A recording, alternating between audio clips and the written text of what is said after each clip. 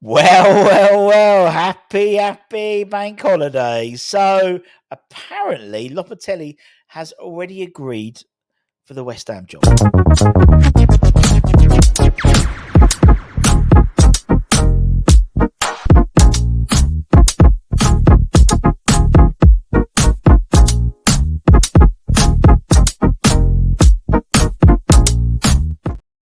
Well, a very happy bank holiday to you all, albeit wet as we predicted.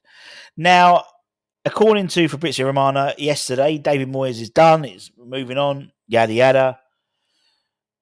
Thanks for your 3 years. Thanks for the cup. He's moving on apparently. He then just said, discussions and negotiations with Lopetegui and other managers. Today, he's then said West Ham have just agreed terms with Lopetegui to be our next Hammers boss. Interesting terminology within the tweet. It says that Lopetegui has agreed, as I've been saying all along, to be West Ham head coach, not manager, head coach. Apparently, he said, where was it? I've got it here. He's accepted the proposal. We're ready to proceed formal stages. Details being finalised. Then contracts will be signed, but agreement in place. With David Ornstein also mentioning that he is he's close to be landing him.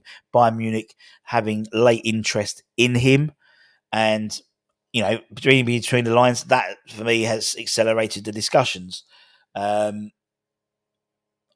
And that could have been all fake news by the Lopetegui's agent, more than likely. But there we go. Underwhelming, yes, but I back him, and I'll be behind him. Same as I was behind Moyes, same as I was behind Bilic, same as I was. They'll get my full. He'll get my full backing. It's a clean slate for him. Obviously, it's not 100% confirmed yet. We know, but it's looking increasingly likely. And I think it's underwhelming. I think people will be underwhelmed because when you see something shiny like Ruben Amorim and then something not so shiny, people will go to the shiny thing.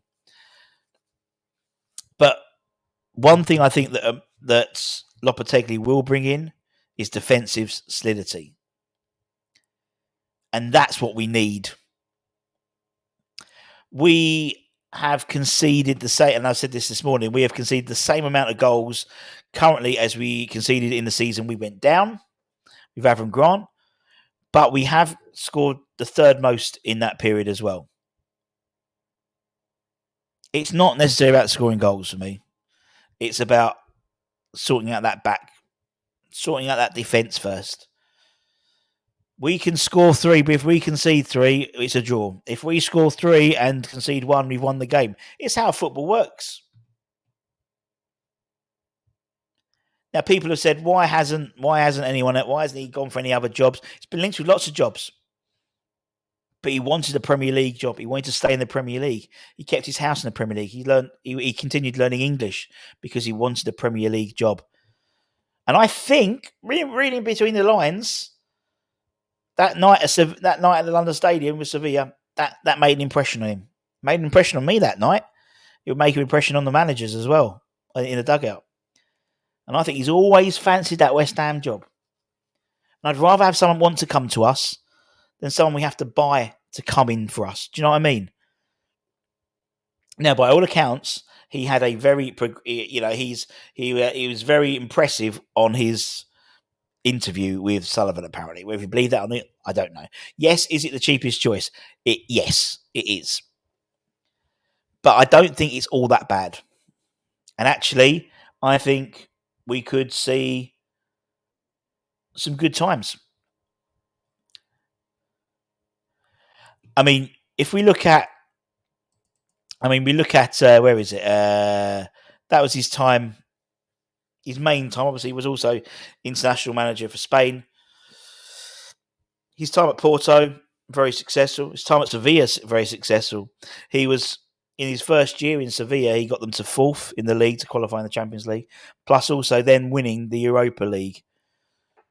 So he qualified basically twice for the Champions League in his first season. He has spent several years within the Spanish youth system, managing under 17s, assistant manager 18, 19, 20, and 21s. So he's worked with kids.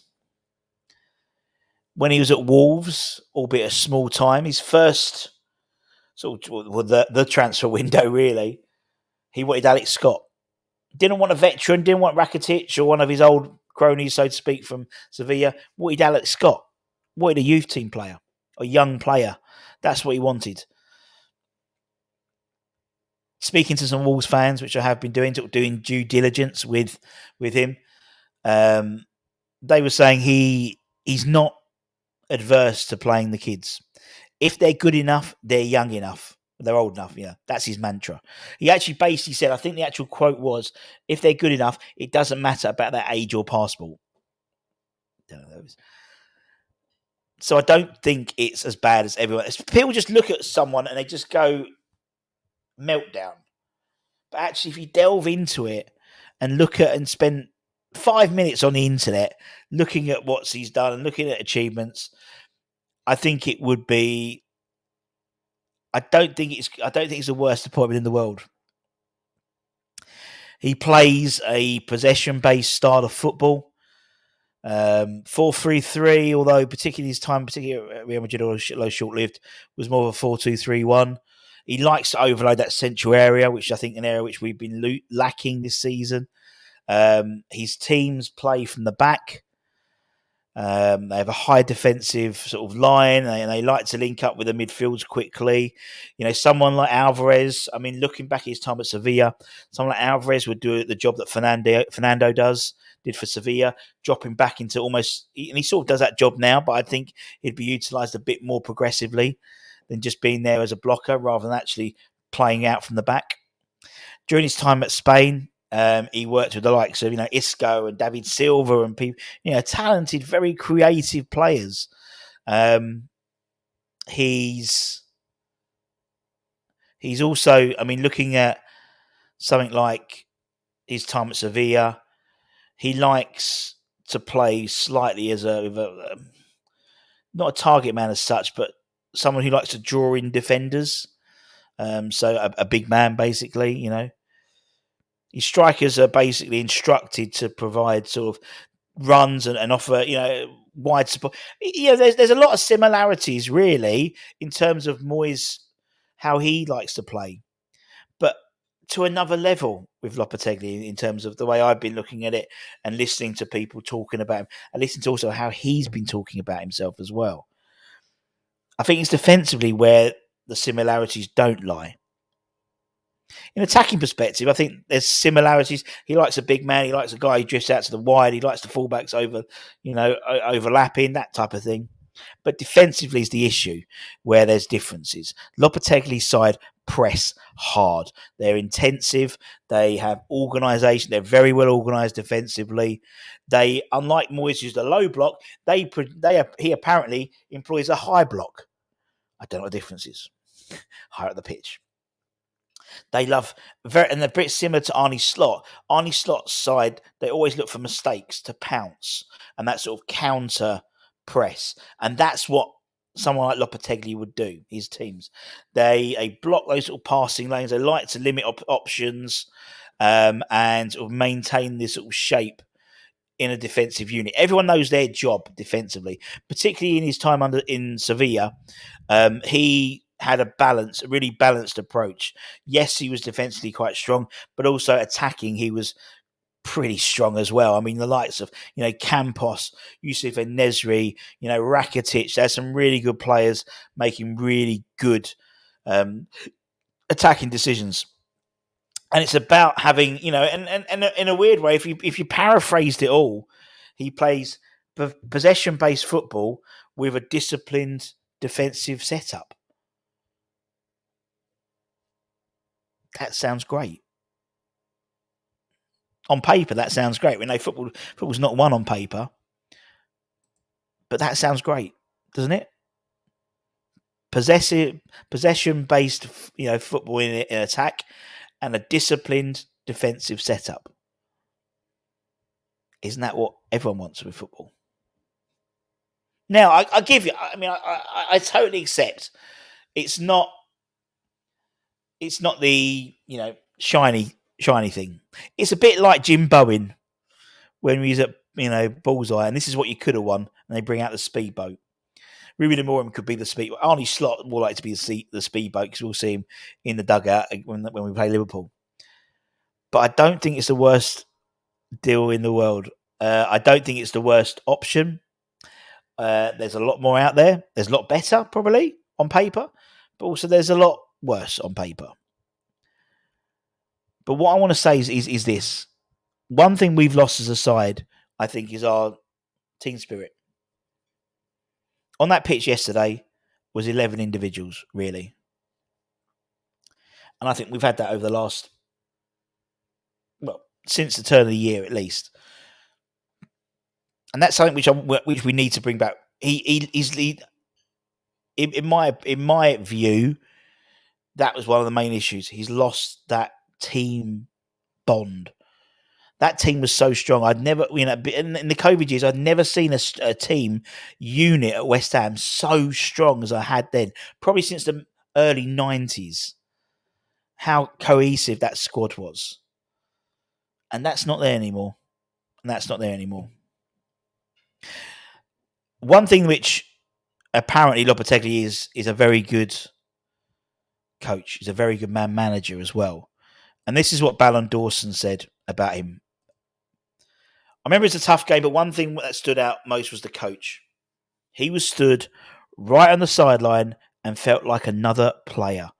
You could feel his passion. You feel for the game there, his love of the game. And that was something he mentioned to me when I signed a few days ago. You could really feel his passion for the game. And hopefully we can have that here. We've had plenty of conversations, and even just trading with him a few days ago, you can really tell he's a top coach, and I can't wait to get down to business and keep working with him. Not my words, the words of Ballon Dawson. And that's what we need. We need a manager. We need we need a head coach who's going to bring a team bond together, a team spirit together. And by all accounts, Lopetegui does that. And as I said, head coach. That's what he's going to be. Not manager, head coach. With Tim Steindon doing the recruitment, doing all the clever football stuff, and letting Julian coach. That's what we need. We need to coach a fucking side to defend. And if it helps, go and get Max Kilman from Wolves. Worked with him. Enjoyed working with him. That's the first thing I would do. Get him straight away. And build a team around Max Kilman for the future. Anyway. That's my little rant. Let me know what you think. Objectively, not the whole bullshit Lopetegui social. Let's go and do a keyboard warrior. I hate expression keyboard, but let's go and do a survey. A petition to say no. I just don't think that's benefiting anyone. He's on a hiding to nothing already. Give the guy a chance. Yes, we know about the ins and outs of why he's probably signing, but we can't do anything about that, realistically. But I don't think he's that bad at all. Anyway, take care. Stay safe. Stay warm. Stay humble. See you soon. Much love. Bye-bye.